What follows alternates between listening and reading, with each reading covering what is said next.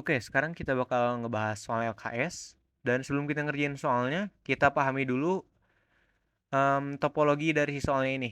Jadi di sini kita punya PC server dan port satunya itu dia langsung connect ke internet. Nah, kalian bisa lihat tuh sebelah kiri ada virtual router, virtual server, sama virtual client. Nah, itu tuh semuanya ada di dalam satu PC server. Jadi mereka tuh nggak berbentuk gitu. Jadi virtual. Nah, si yang dari tadi internet dia tuh langsung di bridge ke si Ether 1 yang ada di router biar dia dapat internet. Nah, buat Ether 2-nya itu dia buat ke router fisik dan Ether 3-nya itu buat ke client, di virtual server sama virtual client. Nah, nanti di sini di PC servernya juga dia ada port yang kedua. Nah, port yang kedua ini dia nanti bakal keluar dan langsung kehubung sama router yang fisik. Nah, di router fisik ini masih kayak biasa yang pernah kita kerjain juga, ada VLAN dan juga hotspot yang nanti bakal disalurin ke setiap klien.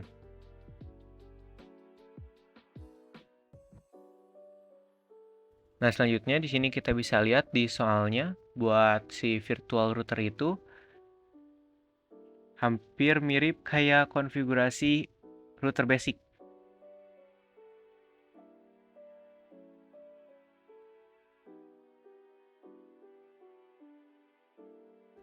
Nah, di sini ada konfigurasi buat si servernya.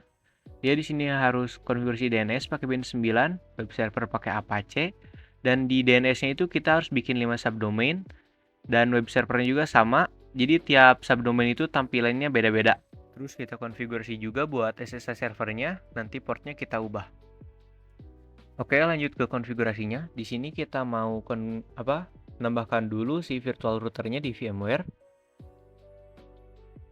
Nah, di sini kita langsung masukin aja si Krotiknya yang udah kita download.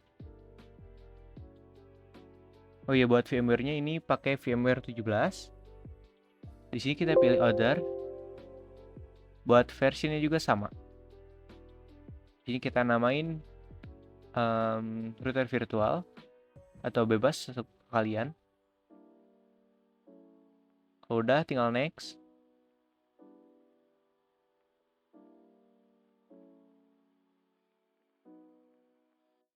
Nah, kalau udah kita langsung nyalain aja si router virtualnya. Nah, di sini kita klik I buat install, terus ketik Y, terus kita enter aja. Nah, buat loginnya kita masukin admin, passwordnya itu enter aja kayak biasa. Di sini kita ubah dulu identity dari Mikrotik virtualnya sesuai yang ada di soal.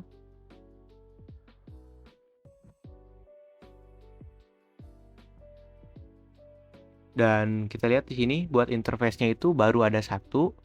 Cara nambahinnya kita pergi ke setting, terus ke network adapter. Nah, di sini kita tinggal tambahin aja.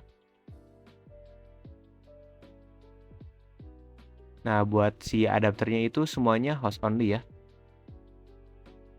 Terus kita print. Nah, kita lihat di sini dia udah ada 3 interface.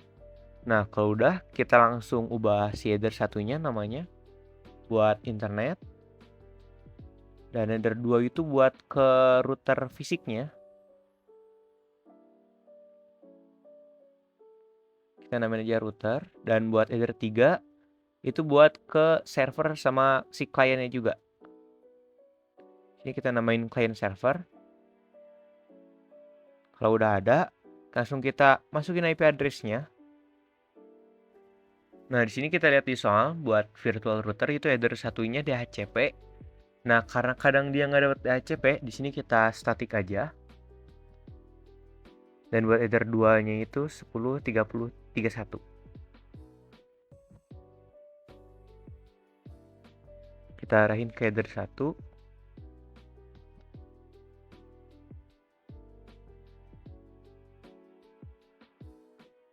Nah, di sini buat header 2 dia 31 karena di situ X. Nah, buat ngegampangin jadi 30.31 aja buat si IP address-nya. Ya, prefixnya juga 30. Terus kita arahin ke header 2.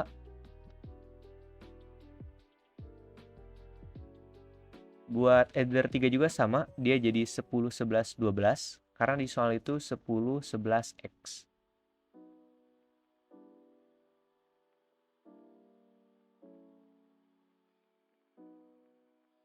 Nah, terus di sini kita nambahin gateway aja kayak biasa. Terus kita tambahin juga buat DNS-nya. Di sini kita tambahin DNS Google sama DNS server punya kita. Karena di situ 10, 11, 21. Nah, di virtual server di sini dia buat hostnya itu 2. Jadi kita masukin aja langsung 10, 11, 12.2. Dan di sini kita tambahin juga firewall.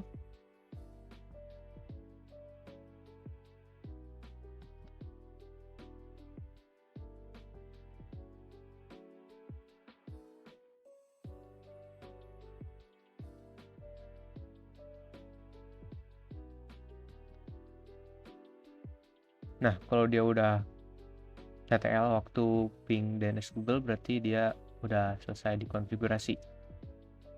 Kita panggil juga si IP-nya.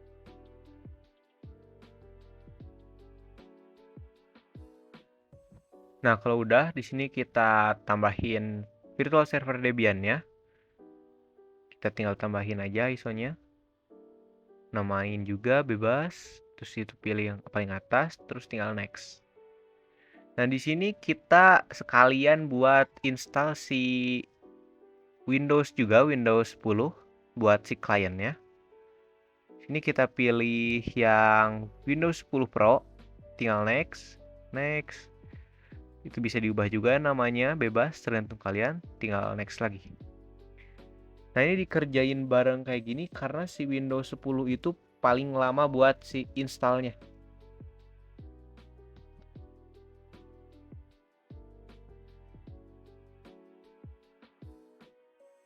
Nah, di sini kita lanjut buat konfigurasi si Debian-nya. Di sini kita pilih install. Pilih Inggris, terus other, pilih Asia, terus pilih Indonesia.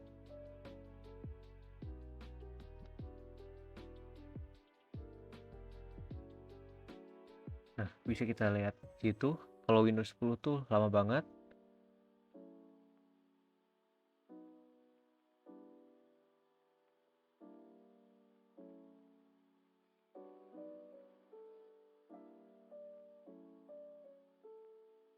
Nah, kalau kayak gini, kita langsung ke network adapter aja.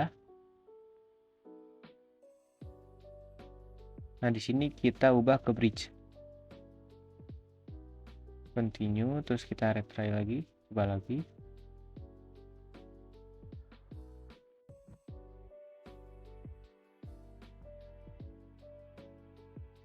Nah, kalau udah di sini kita masukin hostname-nya sesuai sama yang di soal.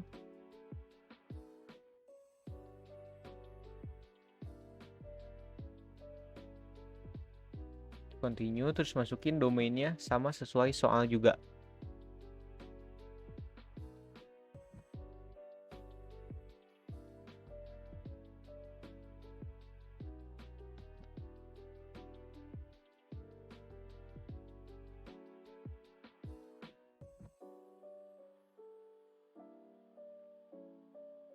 Nah, di sini kita tinggal masukin root passwordnya aja, terus masukin nama buat user baru, terus kita next lagi.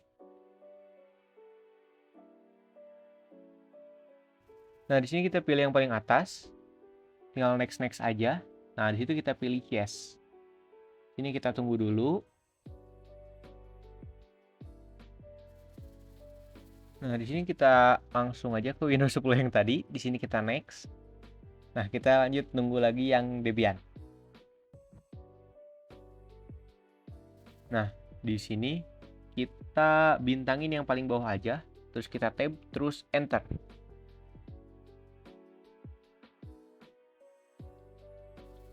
Nah, di sini kita pilih no, terus paling bawah, terus kita tunggu lagi.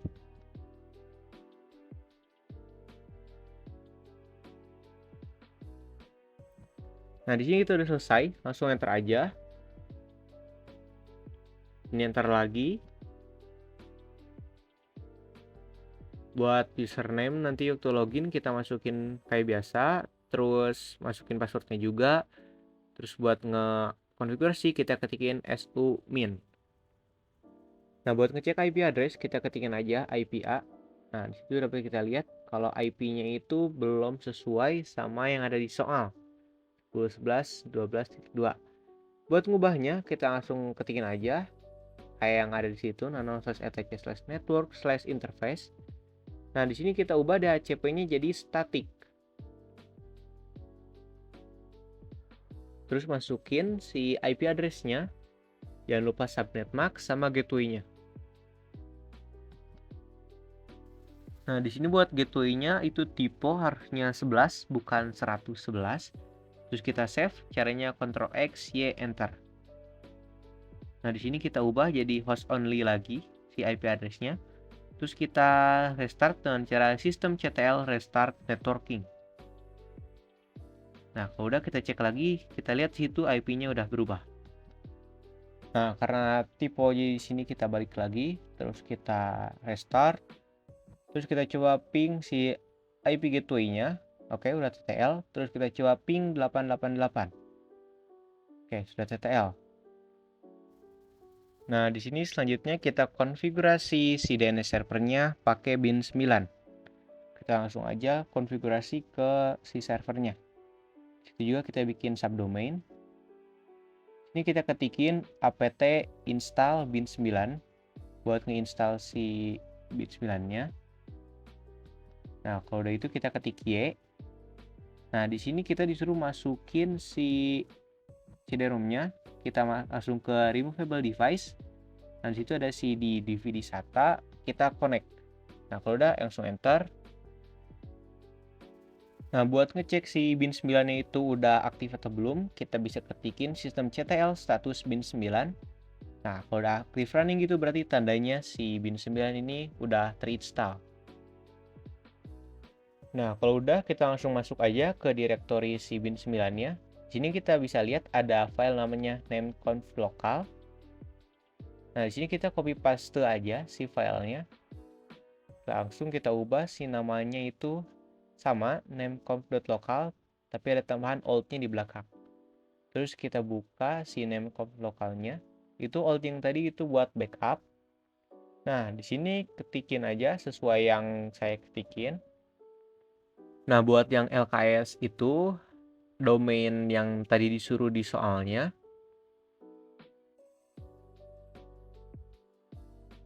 Oh iya, buat buat ngetik di sini kalian jangan lupa buat pakai titik koma. Karena kalau titik komanya nggak ada nanti dia nggak bisa di restart.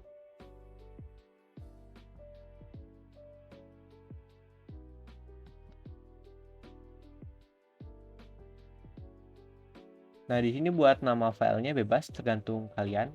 Kalau saya namainnya db.lksitnsa. Di sini kita tambahin lagi zonnya. Nah, di sini kita masukin IP address secara terbalik. Jadi 2.12.11.10.in ARPA. Di sini juga sama, buat filenya itu bebas tergantung kalian mau namainnya apa.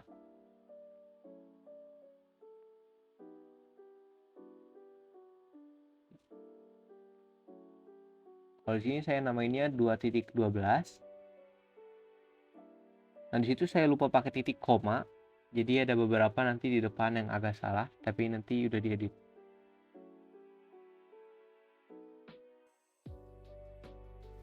Nah, di situ kita lihat ada file namanya db.local. Itu kita copy paste lagi. Kita ubah jadi nama file yang tadi ada di atas, db.lks/itnsa. Kalau udah kita nano si filenya, kita buka. Nah, di sini localhostnya ini kita ubah jadi nama domain punya kita. Cara cepatnya itu Ctrl W, R, terus ketikin localhost, enter, terus kita masukin nama domain kita di situ. Terus enter lagi, terus A. Nah, dapat kita lihat di situ udah pada berubah jadi LKS ITNSA. Di sini IP-nya kita masukin IP punya kita 11.12.2. bawah juga sama. Tuh hapus aja yang A-nya.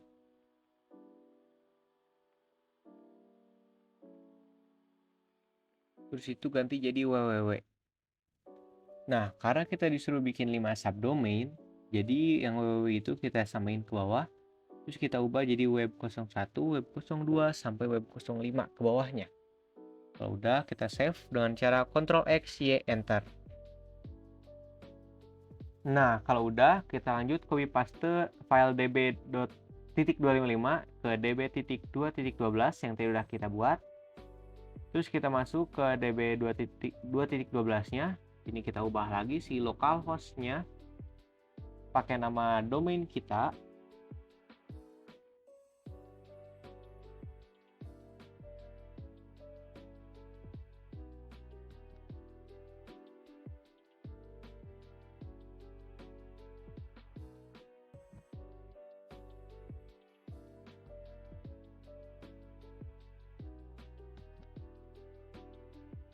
Nah, karena kita disuruh bikin 5 subdomain, di sini kita tambahin lagi ke bawah. Buat bagian kirinya itu masih sama, 2 in ptr. Nah, tadi di sini kita tambahin web01.lks/itnsa bdg.co.id. Ke bawahnya juga sama, tapi cuman beda di angkanya doang. Jadi itu web 01 sampai 05 sampai bawah. Jangan lupa di bagian ujungnya itu di akhir itu kasih titik. Itu saya belum kasih titik.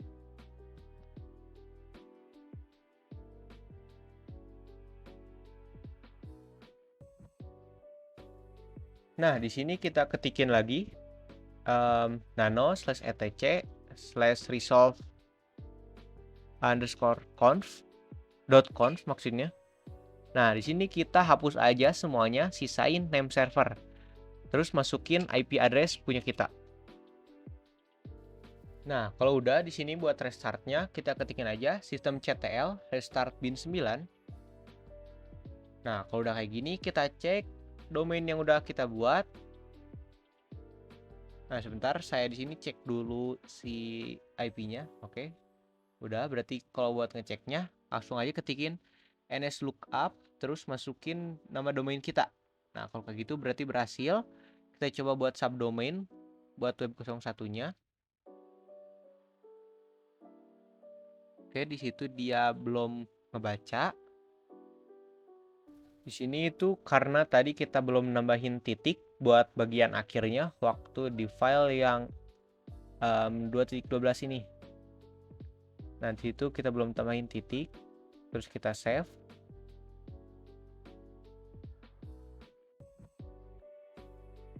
Terus kita cek juga buat yang domainnya. Maaf, salah. Ini udah bener. Sekarang kita coba buat restart lagi. Terus kita nslookup lagi. Oke, buat domain utama dia udah berhasil. Terus kita cobain buat subdomainnya. Oke, udah berhasil juga. Kita cobain buat web 5. Oke, udah berhasil juga. Nah, selanjutnya di sini kita konfigurasi buat web servernya. Kita di sini install dulu Apache 2. Nah, kalau udah kita masuk ke directory /var/www/html. Kita bisa lihat di situ ada file index.html. Di situ kita ubah namanya jadi index.html. Terus kita masuk ke index.html-nya. Nah, di sini kita ketikin kayak gini sama. Nah, buat bodinya ini sesuai sama yang ada di soal. Terus kita ketikin aja di situ. Terus kita tutup. Oke. Udah, kita coba restart si Apache 2-nya.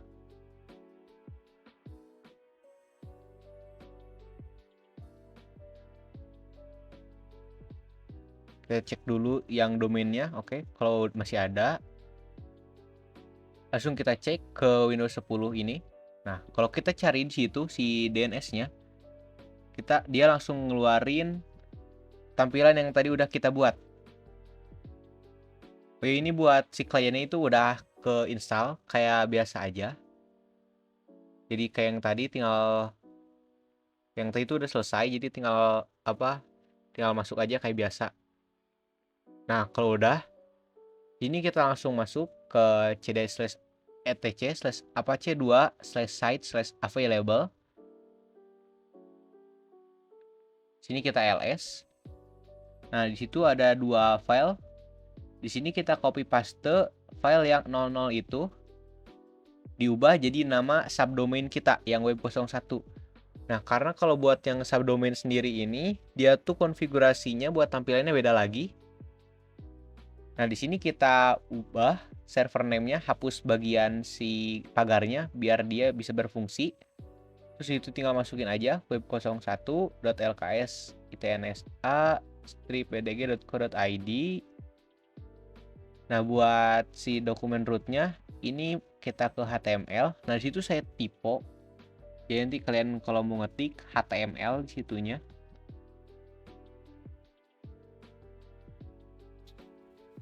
Nah, kalau udah, di sini kita masuk ke directory var www/html. Itu dapat kita lihat baru ada index.html-nya doang. Nah, di sini kita buat directory baru, caranya mkdir web01. Nah, dia udah ada tuh. Karena kita udah ngetikin yang tadi. Kalau udah, kita masuk ke web01 yang tadi. Terus kita tambahin file index.html. Nah, di sini samain kayak yang sebelumnya buat pengetikannya. Nah, di sini buat yang subdomain kita samain juga sama kayak yang ada di soal. Jadi welcome to web01.lks itnsa bdg.co.id. Buat bawahnya juga sama, kita kasih penutup. Nah, kalau udah, kita masuk lagi ke directory yang apache2 sites available. Ini kita ubah dulu yang web01 namanya. Saya mau nambahin namanya, di belakang itu ada conf-nya. .conf. Nah, kayak gitu, enter. Nah, kalau udah berubah, kita jalanin A2N site biar si web01 yang tadi itu dia jalan. Nah, kalau udah jalan, kita reload Apache 2-nya. Oke. Udah, di sini kita bisa cek si web01. Nah, di sini dia not found. Kita coba lagi yang lain bisa atau enggak. Oke, yang lain masih bisa, tapi yang subdomainnya itu belum. Ini kita coba cek lagi ke yang conf tadi. Nah, di sini itu salahnya yang HTML yang tadi.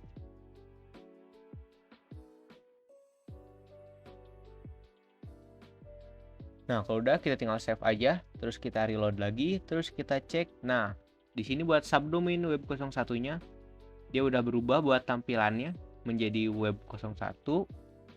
Nah, kita lakuin hal yang sama kayak tadi sebanyak 5 kali, karena yang tadi satu udah selesai. Sekarang tinggal 2, 3, 4, sama 5. Jadi kita tinggal copy paste aja. Ini yang web01 conf tadi. Kita copy paste dan ubah namanya jadi web02. Terus kita masuk ke web02. Terus kita ubah pada bagian server name-nya sama dokumen root-nya. Itu ubah jadi web02.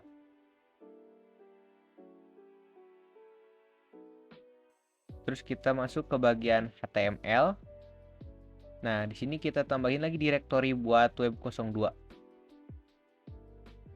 Nah, terus kita masuk ke index.html-nya. Oh, maaf, kita tambahin dulu directory buat web 3, 4, sama 5. Nah, terus kita masuk ke web yang 02, ke bagian index.html-nya. Nah, ini lakuin lagi hal yang sama. Tapi bedanya pas bagian body itu, dia jadi web 02.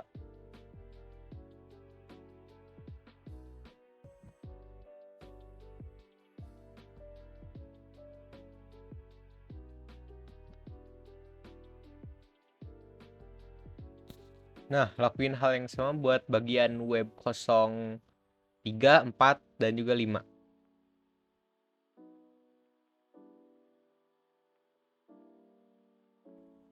Nah, habis itu kita pergi ke direktori yang /etc/apache2/sites available. Nah, di sini kita masuk ke yang web 02 itu. Nah ini udah selesai. Tinggal kita copy paste lagi yang web 02 tadi ke web 03.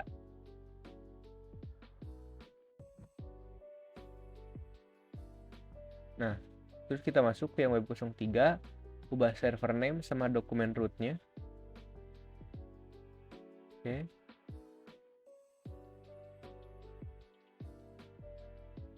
Terus kita copy paste lagi.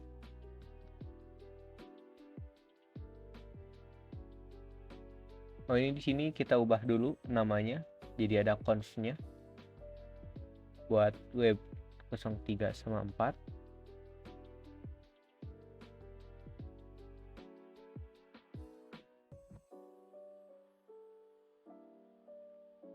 Ini buat yang web 04 kita ubah juga. Oke.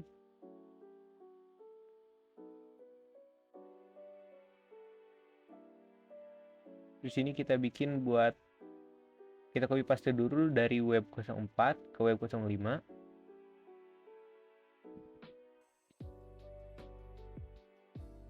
Nah, di sini buat server name-nya sama dokumen root-nya kita ubah juga. Nah, kalau udah kita add to end site semuanya dari mulai web 02, web 03, 4, dan juga 5. Udah kita reload si Apache 2-nya. Boleh reload, boleh restart, bebas. Terus kita cek lagi ke virtual client. Kita hapus dulu semua, kita coba satu-satu, mulai dari domainnya, DNS-nya maksudnya, terus domainnya, terus subdomain pertama,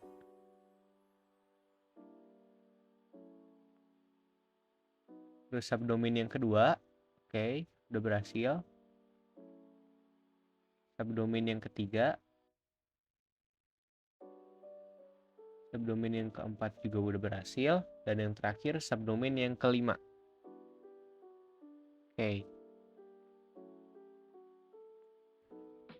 Oke, selanjutnya kita bakal install si OpenSSH servernya.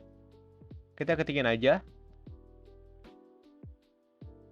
apt install OpenSSH strip server.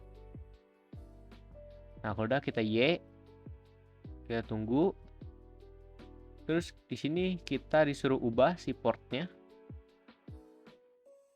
Di sini kita tinggal ketikin aja nano/etc/ssh/sshd_config. Nah, di sini buat bagian portnya kita hapus buat pagarnya. Di situ saya tambahin 20 karena absen saya 20. Terus di ini buat permit root loginnya kita ubah jadi no. Terus kita save. Nah, itu make root can direct login to SSH. Tinggal kita save aja di sini. Terus buat itunya tinggal kita restart aja si OpenSSH-nya.